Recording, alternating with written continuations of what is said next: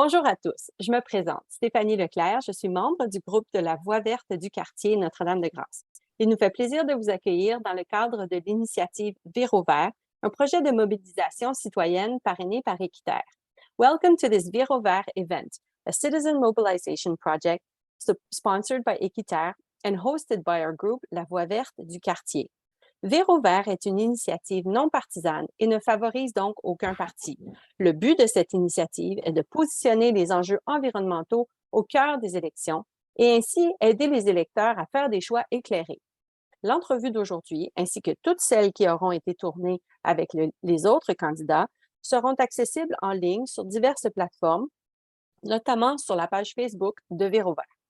This is a non-partisan initiative with the sole goal of bringing environmental issues to the forefront of these elections and helping citizens make informed choices.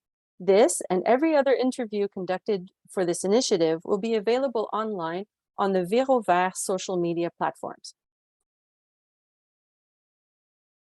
Merci de votre présence et bienvenue à notre invité d'aujourd'hui, M. Balarama Holness, chef du parti Bloc Montréal et candidat dans la circonscription de Notre-Dame-de-Grâce en vue des élections provinciales qui auront lieu le 3 octobre prochain. Thank you for coming and welcome Mr. Balarama Holness, leader of the Bloc Montréal party and candidate in the NDG riding for the upcoming elections on October 3rd. Monsieur Holness, nous vous demanderons de vous présenter pour 1 minute, puis nous vous poserons 6 questions avec un temps de réponse de 2 minutes chacune. Les questions vous seront posées en français et en anglais, et nous vous laisserons le loisir de répondre dans la langue qui vous convient, ou un mélange des deux. We will ask you for a brief presentation of yourself, and then we will ask you 6 questions in both English and French. Feel free to answer in the language of your choice, and please keep your answers to 2 minutes each. Donc, pour 1 minute, s'il vous plaît, présentez-vous et parlez-nous de vos priorités environnementales. Please take a short minute to introduce yourself and your sustainability priorities or your environmental priorities. Donc, l'environnement, c'est une question clé et en ce moment, on voit à Montréal, spécifiquement en 2018, quand il y avait une vague de chaleur, 66 personnes ont décédé et les îlots de chaleur, c'est un grand problématique. Donc, que ce soit les îlots de chaleur ou que ce soit la façon que nous utilisons l'eau ou les déserts verts, the issue of inequitable access to green spaces throughout the city of Montreal, these are all issues that touch us greatly. So in our platform, we have proposed bold policy to not only tackle inequities in urban planning, but also to cut the access of Montrealers on the outside who do not use public transportation coming into the city. So I look forward to laying out our whole platform throughout this interview, and j'ai hâte de partager nos idées environnementaux avec vous durant cette entrevue. Merci beaucoup.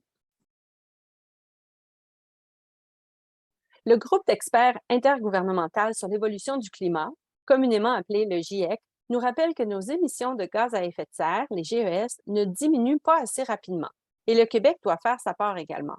Pourtant, les sécheresses, les brasiers, l'acidification des océans et les inondations indiquent à quel point les changements climatiques mettent en péril notre vie sur la planète. Quels sont vos engagements pour accélérer la lutte au changement climatique et faciliter notre adaptation aux défis à venir? Yeah. The IPCC, the Intergovernmental Panel on Climate Change, constantly reminds us that our greenhouse gas emissions are not decreasing fast enough, and this includes emissions in Quebec. Intense heat, fires, ocean acidification, and floods indicate how climate change is endangering our lives on the planet. If you are elected, how do you intend to accelerate and intensify our emissions reductions, and how will you help our communities to adapt? Yeah, so this is a great question, and we have decided to take concrete action to reduce the ecological footprint of Montreal, this metropolis, which has an enormous carbon footprint here in Quebec. And as many people know, Bloc Montreal is focused on really our metropolis within provincial powers. So specifically on the island of Montreal, we want to impose any non-resident who is entering the island with their vehicle would pay a $5 congestion fee. So what that means is that we want people on the outside of the island to take public transportation, whether it's the STM and the oncoming RAM. So not only could we reduce congestion, but we can fight climate change by reducing the amount of cars on our roads in Montreal. That's step one. Also, the electrification of public transit. Right now, there is a plan from the provincial government to put around $6 billion throughout Quebec to electrify public transit. We need to go further, and that is what it would cost for the STM and to have les bornes électriques autour de la ville pour s'assurer que nos autos peuvent être électriques. Et donc, ça, c'est vraiment le nucléus de notre plateforme, un engagement concret spécifique pour vraiment diminuer les GES ici à Montréal et surtout à travers le Québec parce que l'électrification touche tout le monde, pas juste les Montréalais et Montréalaises. Le maintien des forêts et des milieux naturels sont importants pour protéger la biodiversité, pour capter et filtrer l'eau et capter le CO2. Toutefois, au Québec, ces milieux disparaissent rapidement au profit de l'étalement urbain, de l'agriculture industrielle et de l'exploitation forestière et minière. Qu'entendez-vous faire pour mieux protéger nos forêts et les milieux naturels des activités humaines? The preservation of forests and natural ecosystems is important to protect biodiversity, capture and filter water, and capture CO2. However, in Quebec, many ecosystems are threatened by urban sprawl, industrial agriculture, as well as logging and mining. How will you help protect our forests and natural environment from human activities? This is a great point.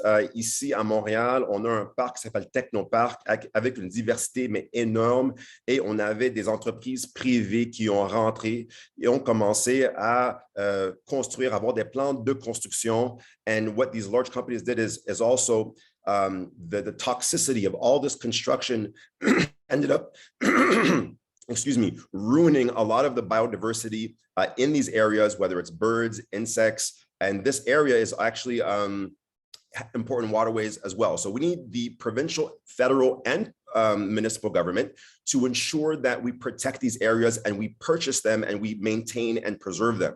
One quick, easy example is Parc d'Al in ND, I believe in NDG, yes, in NDG, right on the corner there. And what's happening is that the Minister of Transportation owns the land, but we need to ensure that we cede this to the municipality and the municipality takes it into their hands to create a space and we maintain the integrity of this area and we ensure that we can have more leisure, recreation, sports, all while maintaining the ecological integrity of these areas. Les experts établissent un lien direct entre nos systèmes alimentaires et l'état de la planète. En effet, manger santé, c'est-à-dire moins de viande rouge, consommer des protéines végétales, plus de fruits, de noix, de légumes et moins d'aliments transformés, manger bio et acheter local aurait un impact particulièrement important sur la réduction des GES et le rétablissement de la santé planétaire. Quelles sont vos propositions pour favoriser des habitudes alimentaires plus saines de la part des Québécois et structurer un système alimentaire québécois qui soit bon pour notre santé et pour notre environnement? Experts draw a direct link between our food systems and the state of the planet. Indeed, eating healthy, as in less red meat, consuming vegetable proteins, more fruits, nuts, and vegetables, less processed foods, eating organic and buying local, all of these can have a particularly important impact on reducing greenhouse gas emissions and reducing negative environmental pressures.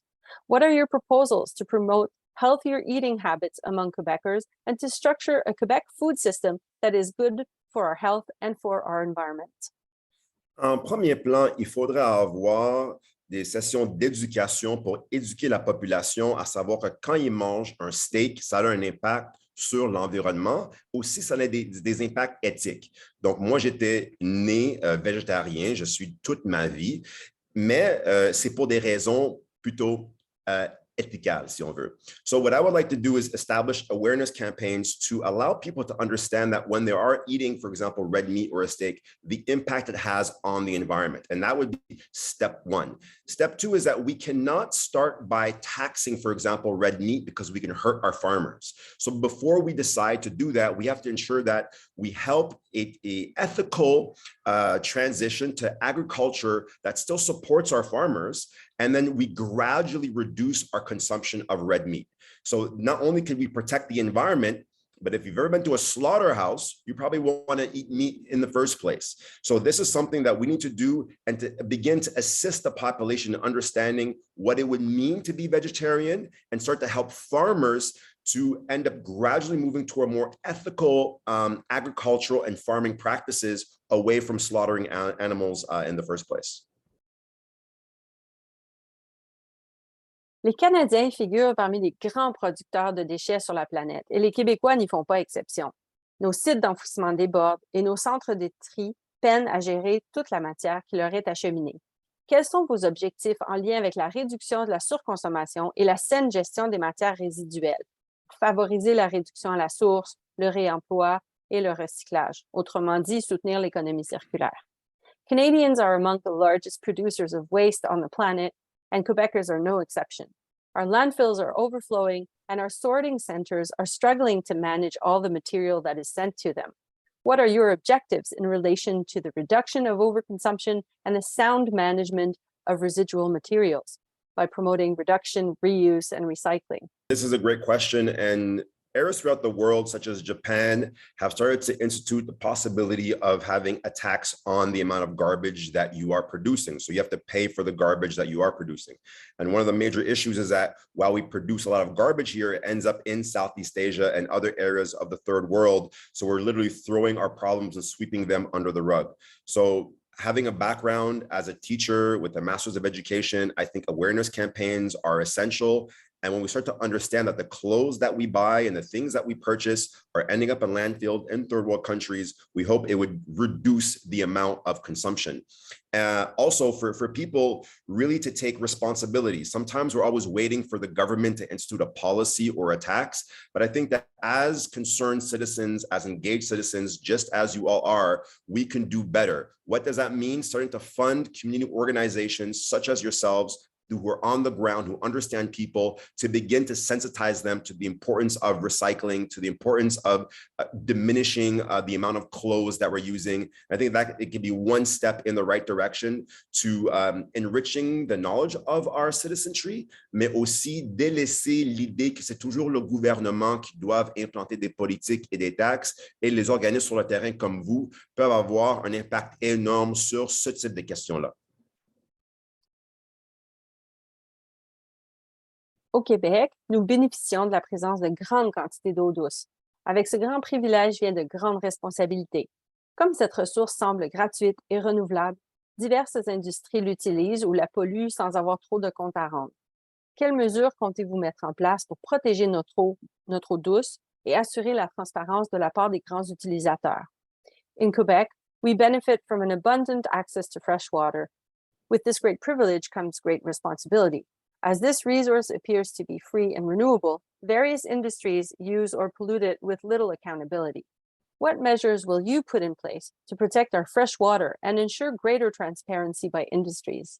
Yeah, and this is a great question because the city of Montreal does sell its water in large quantity to Dasani and Pepsi and Coca-Cola. And this is a concern because we have these major corporations using and consuming our waters, which is quite a concern for very cheap, by the way.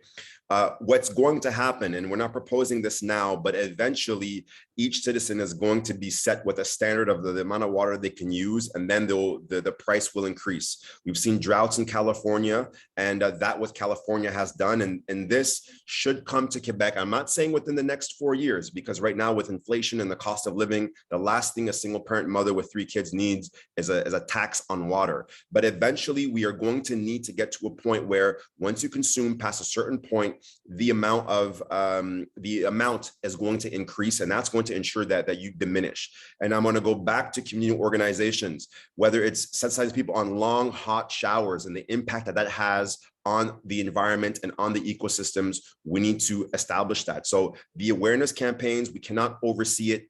And once again, I want to come back to, it's not always about taxing the public, but educating the public to change their habits. And that would be one solid foundation. So once again, community organizations. Also, there's an Indigenous aspect to it, because people, when they know the history of how Hydro-Quebec was created on Indigenous lands, they might also have a more sensitized view of comment l'eau affecte pas seulement la planète, mais les Autochtones et l'histoire qui est en lien avec ça. Et donc, the analysis of water from an Indigenous perspective might also have a little bit more of respect, sensitization, and delicacy with the way that we use it. So that's where we incorporate Indigenous knowledge systems to help us understand the ways to use it in a more effective, respectful, and proper way. And so next time you have your pool and you want to fill it up, it's not just about having fun with your friends. You know there's an impact on the environment, but also there's an Indigenous perspective that we should take into consideration.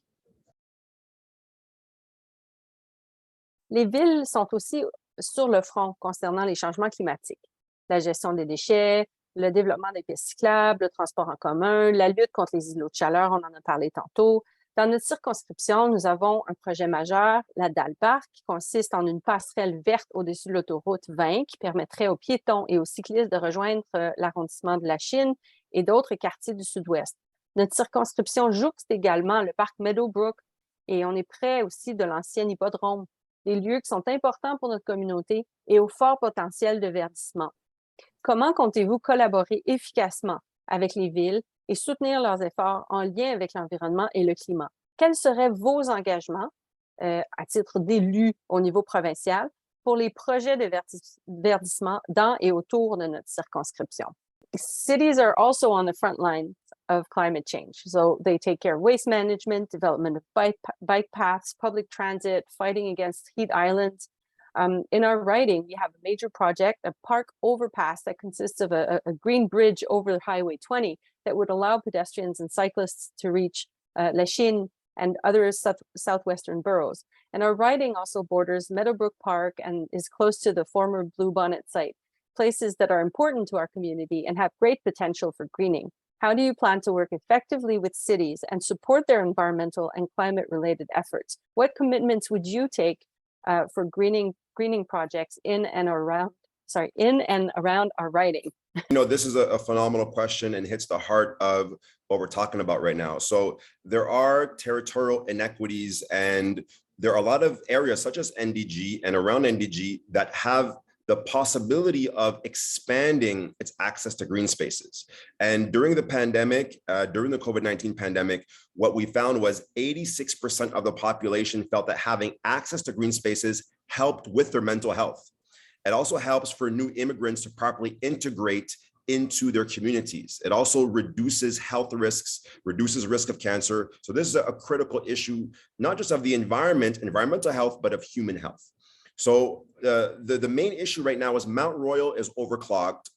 We have too many people going there. Sometimes you might have to even leave your borough. So as we mentioned from the very beginning is a Parc d'Al that is owned by the Ministry of Transport. This has to be going to the provincial or municipal government to be able to manage this space. And that space could then be, as you mentioned, connected to all kinds of different boroughs, but more importantly, establish a true ecosystem with residents of NDG, with nature and everyone around. Also, Hippodrome is not just about the environment, but also social and affordable housing. I know this is a little bit beyond that, but this is a critical space. We can get around 7,500 affordable and social homes, which is critical. Right now, we have 24,000 people waiting for social housing. And in NDG, I would love to say, let's reserve some space for green spaces, but we don't have any space, let alone for social housing or green space. So places like Parc d'Al and Meadowbrook, these are critical areas that we should invest in. And how do we do that? Well, we are the only party that's advocating for 20% of the QST that's generated on the island of Montreal will stay here. That's about $2 billion a year. Donc, même si on voudrait établir des écosystèmes, s'assurer que la rivière à Meadowbrook is clean and all these things, we need a budget. And that budget is tough to come by. So by voting for Bloc Montreal, you're voting for a party that wants to put more money in the pockets of the municipality so we can invest and actually have these parks come to life for all of us to enjoy. Merci beaucoup, Monsieur Holness, pour votre participation. Nous sommes heureux et heureuses d'avoir pu en apprendre davantage sur vos ambitions. Thank you very much, Mr. Holness, for your participation. We appreciate getting the opportunity to know you and how you care for the environment. Remercions l'ensemble des candidats qui ont participé à cet exercice. Nous rappelons à tous que les élections provinciales se tiendront le 3 octobre prochain. Toutes les entrevues se trouveront sur la page Facebook de Vire au vert. Nous encourageons l'ensemble des électeurs à s'informer davantage puis s'engager en matière de protection environnementale et de lutte au changement climatique. We thank all the candidates who participated in this exercise. We remind everyone that the provincial election will be held on October 3rd. All interviews will be posted on the Vire au vert Facebook page. We encourage all voters to become more informed and involved in environmental protection and the fight against climate change. Thank you very much.